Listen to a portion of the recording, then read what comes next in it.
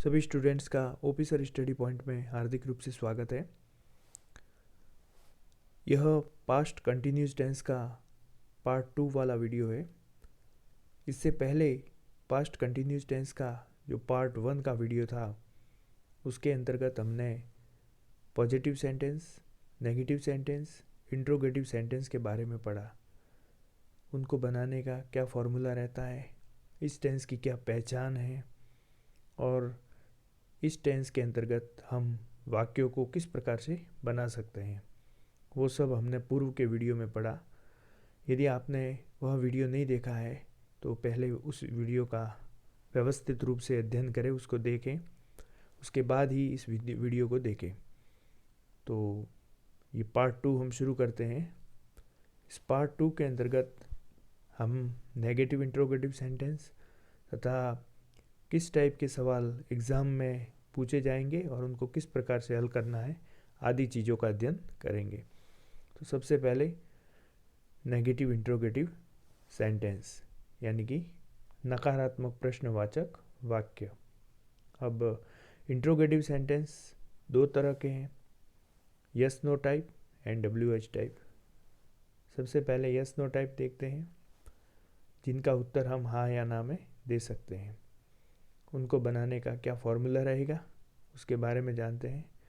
सबसे पहले helping verb का यूज़ होगा, वॉज और वर, जो कि इस टेंस में हेल्पिंग वर्ब है। उसके बाद सब्जेक्ट के बाद नॉट का प्रयोग और वर्ब की फर्स्ट फॉर्म के साथ ING यानी कि वर्ब की फोर्थ फॉर्म का यूज़। उसके बाद ऑब्जेक्ट और प्रश्नवाचक का निशान, इंटरजेक्शन, ये क्वेश्चन मार्क आ जाएगा। ठीक है, अब देखिए किस तरह से बनेगा वाक्य, समझते हैं। सबसे पहले, क्या वह क्रिकेट नहीं खेल रहा था। अब यहाँ पर प्रश्न है और नहीं का सेंस भी आ रहा है, और जब इसको हम गहराई से इस प्रश्न को समझने का प्रयास करते हैं तो हम पाते हैं कि इसका उत्तर हम हाँ या ना में दे सकते हैं। तो यह यस नो टाइप का क्वेश्चन हुआ और इसको हल करने के लिए सबसे पहले हम हेल्पिंग वर्ब का यूज़ करेंगे। तो सब्जेक्ट वह यानी कि ही होने के कारण हेल्पिंग वर्ब वॉज आ जाएगी, वॉज। उसके बाद सब्जेक्ट ही, फिर नॉट का प्रयोग, फिर वर्ब का फोर्थ फॉर्म यानी कि फर्स्ट फॉर्म के साथ ING और उसके बाद object cricket. Was he not playing cricket. इस प्रकार से ये वाक्य बनेगा। दूसरा उदाहरण देखते हैं, WH टाइप। यहाँ पर देखिए कैसे बनेगा। सबसे पहले तो WH वर्ड सबसे आगे आ जाएगा, उसके बाद हेल्पिंग वर्ब का प्रयोग होगा जो कि वाज और वर है। उसके बाद सब्जेक्ट, फिर नॉट, फिर वर्ब की फर्स्ट फॉर्म और ING, ऑब्जेक्ट और प्रश्नवाचक चिन्ह आ जाएगा। अब देखिए किस प्रकार से वाक्य बनेगा, एक उदाहरण द्वारा समझते हैं। तुम यह कार्य क्यों नहीं कर रहे थे। अब यहाँ पर इस प्रश्न का उत्तर हाँ या ना में दिया जाना संभव नहीं है। तो देखिए इसको किस टाइप से हल किया जाएगा। क्यों का प्रयोग हो रहा है यानी कि WH टाइप का है, तो सबसे पहले हम क्यों के लिए वाई लिखेंगे। उसके बाद helping verb were, subject you, फिर नॉट, फिर वर्ब की first form ING, doing this work. Why were you not doing this work, तुम यह कार्य क्यों नहीं कर रहे थे। तो इस प्रकार से ये वाक्य बनेंगे। ठीक है, तो नेगेटिव इंट्रोगेटिव सेंटेंस इस टाइप से बनेंगे। इसको ध्यान से पढ़िएगा, अध्ययन कीजिएगा। उसके बाद पास्ट कंटिन्यूस टेंस के अंतर्गत कुछ ऐसे कीवर्ड्स हैं जिनके आने पर हम यह जान सकते हैं कि इस वाक्य के अंदर पास्ट कंटिन्यूस टेंस का प्रयोग हुआ है। कौन कौन से कीवर्ड्स हैं? Eight that time, at that moment, those days, in those days. ये कुछ कीवर्ड्स हैं जिन्हें आपको याद रखना है, अच्छे से याद रखना है, क्योंकि ये एग्ज़ाम के अंदर काफ़ी मददगार साबित होंगे। इसके अलावा देखिए इस टेंस के अंतर्गत कुछ बातें जानना हमारे लिए बहुत ही ज़रूरी है। वो कौन कौन सी बातें हैं, ध्यानपूर्वक देखते हैं। व्हाइल से जुड़े हुए दो वाक्यों में एक वाक्य पास्ट कंटिन्यूस में हो तो दूसरा वाक्य भी इसी टेंस में मानना चाहिए। वेरी वेरी इंपॉर्टेंट है, बहुत ही खास है। देखिए, व्हाइल से जुड़े हुए दो वाक्य, व्हाइल का प्रयोग होगा और दो वाक्य जुड़े हुए होंगे। तो यदि व्हाइल से जुड़े हुए दो वाक्यों में से कोई एक वाक्य पास्ट कंटिन्यूस टेंस के अंदर बना हुआ है तो दूसरा जो सेंटेंस है, हमें यह मान लेना चाहिए कि दूसरा सेंटेंस भी पास्ट कंटिन्यूस टेंस में होगा। कैसे, आइए समझते हैं। यहाँ पर एक उदाहरण है, व्हाइल शी ब्लैंक स्पेस रिक्त स्थान है, the soup the children were playing. अब देखिए, यहाँ व्हाइल का प्रयोग हुआ है। एक वाक्य यहाँ से शुरू होकर यहाँ तक रहेगा, दूसरा द से शुरू होकर प्लेइंग तक। तो द चिल्ड्रन वर प्लेइंग, इसका मतलब इस भाग में यहाँ से लगाकर जो यहाँ तक का भाग है, इसके अंतर्गत वर प्लस वर्ब की फर्स्ट फॉर्म के साथ आईएनजी आया है।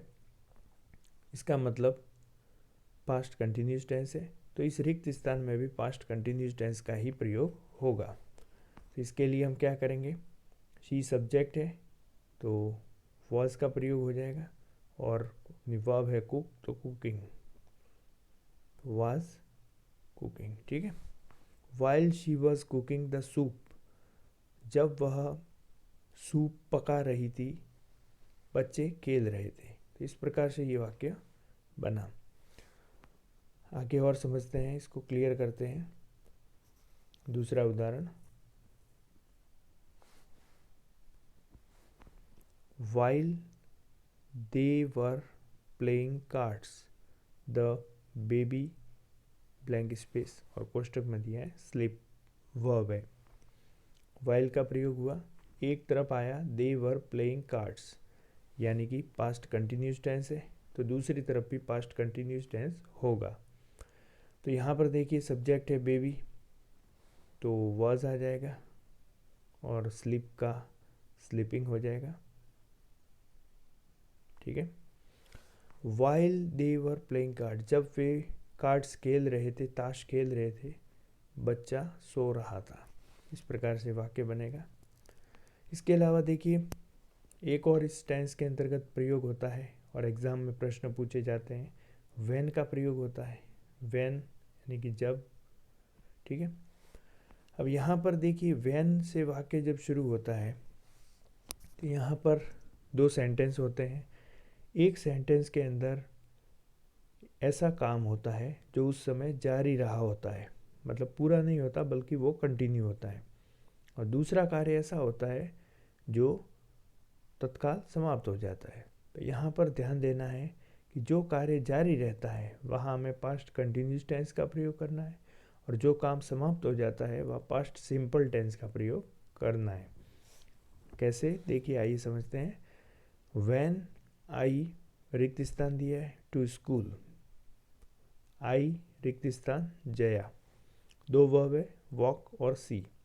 अब देखिए क्या हो सकता है, जब मैं स्कूल जा रहा या जब मैं स्कूल की तरफ चल रहा था मैंने जया को देखा।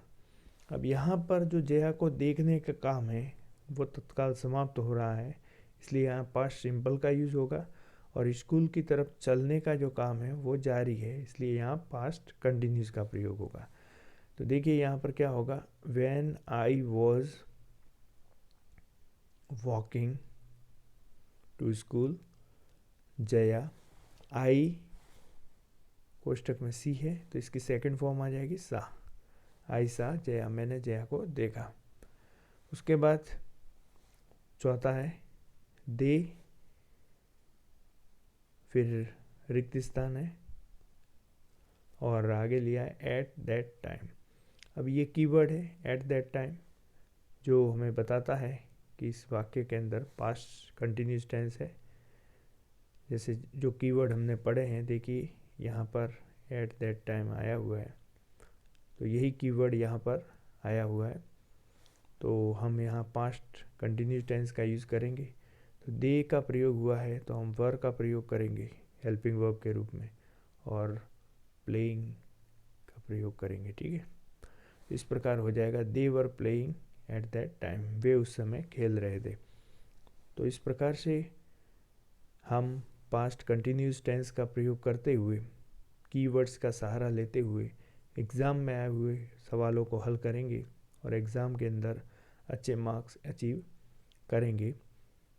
आशा करता हूँ यह वीडियो आपके लिए हेल्पफुल साबित होगा, और अभी तक आपने अगर चैनल को सब्सक्राइब नहीं किया है तो प्लीज़ सब्सक्राइब कर लें और बेल आइकन को दबा लें और उसके अंदर ऑल नोटिफिकेशन को सेलेक्ट करें, ताकि ऐसे एजुकेशनल वीडियो आपको समय पर मिलते रहें।